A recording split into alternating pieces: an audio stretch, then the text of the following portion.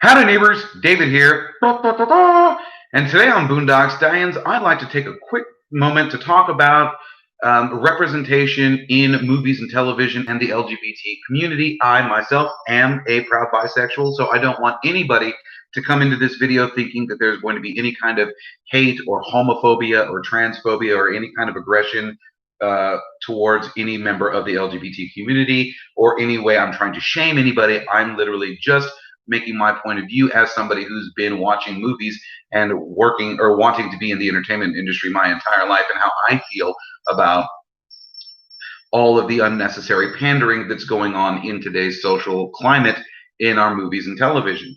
Having said that, I'm going to talk about Disney, DC, Marvel, Star Wars, and Guardians of the Galaxy, and most of all, Doctor Who.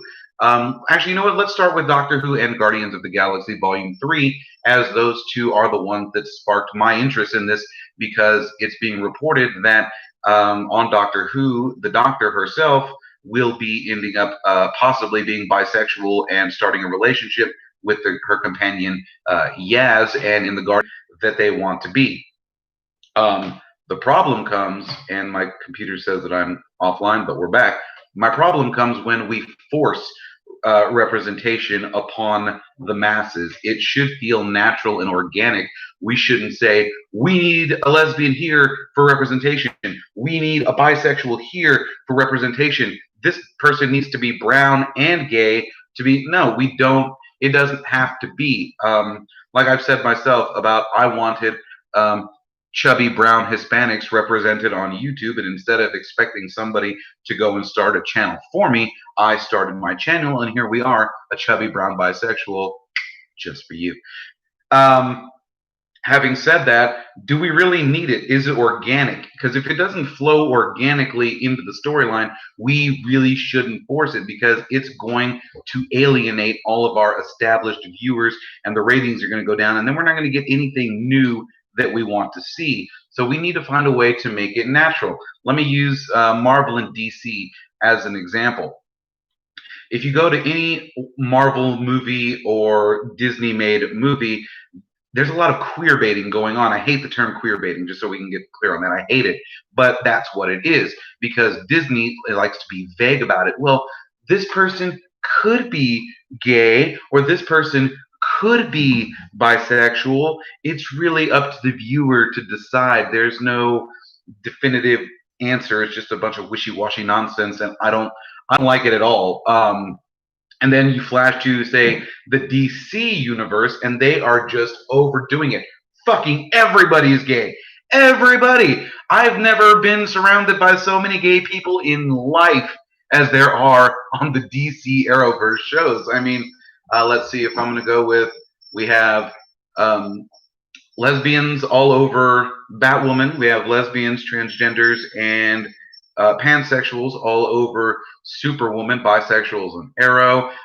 Both actors playing the Flash are gay. And I would like to give a special shout out to both of them, because they aren't actually forcing their sexuality on the characters that they are playing. Both Grant Gustin and Ezra Miller, being members of the LGBT community, realize that they are playing straight characters and have decided that as actors, because they are actors, they will act straight for the character, which is phenomenal. They didn't force them to be like, well, I'm gay, so I need my superhero to be gay too.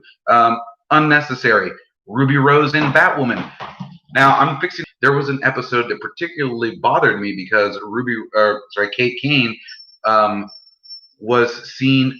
was seen with a male police officer, and the media saw them two standing together and was like, oh my God, let's ship these two. And I said ship because I'm being ironic. I hate the term ship. But hold on, it says that I've gone out again. Well, here's the thing about that Ruby Rose and Batwoman. Ruby Rose, Kate Kane, and Batwoman are two completely different people. Kate Kane is a lesbian. Kate Kane is a member of the LGBT community. Batwoman shouldn't be. That's your secret identity. As a matter of fact, the fact that everybody thought that Batwoman was straight is part of your whole cover. It's called a secret identity. If they know that Batwoman's a lesbian, well, we've narrowed down our list of suspects. Scratch all the men off of the list and all of the heterosexual females off of the list, and we are looking for an angry lesbian. Not trying to upset anybody, but that is exactly what we got from that episode. And Batwoman's sexuality shouldn't matter. I also feel like the CW is pandering to the LGBT community for firing Ruby Rose from the show, because I've read the reports, and both Ruby's answers and the CW's answers as to why she is no longer on her show that she is the star of are not holding any water. They're just falling apart. But if you assume that they fired Ruby Rose for her attitude and were scared of the backlash that was going to come from the LGBT community, they were like, okay, here's what we have to do. Damage control. We're going to fire the lesbian. Let's hire another lesbian, and then let's double down on the tokenism and make sure that she's bisexual and black, so that they can't hit us with any type of homophobic or racist remarks when we go on without Ruby Rose. It's shitty, but that is exactly how Hollywood works. And so I guess I've rambled on for quite a while about this, but my whole point is, if people are going to be LGBT community members in our media, remember that you are playing a character, and if that character is straight or gay or bi, then you should play it gay or straight or bi or even trans. And you don't even have to be gay or straight or bi or trans to play these characters. I hate it when they go, well, we have a straight character, we need to hire a straight actor. We have a gay actor, or gay character, we need a gay actor. It's like, no, gay actors can play straight actors can play gay.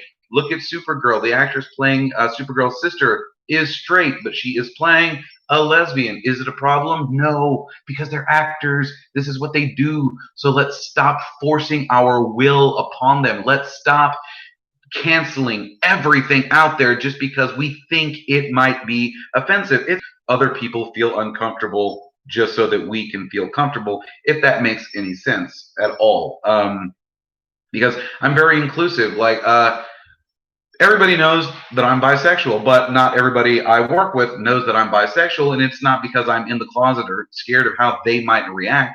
I'm being conscientious of the fact that they might be uncomfortable for whatever reasons, whether they're good or bad reasons for not liking or approve. It's their right to, and just like it is our right to love whomever we want to and not feel judged and criticized and censor ourselves for them, they shouldn't have to change who they are to make us happy. Like, our comfort shouldn't come at the price of other people being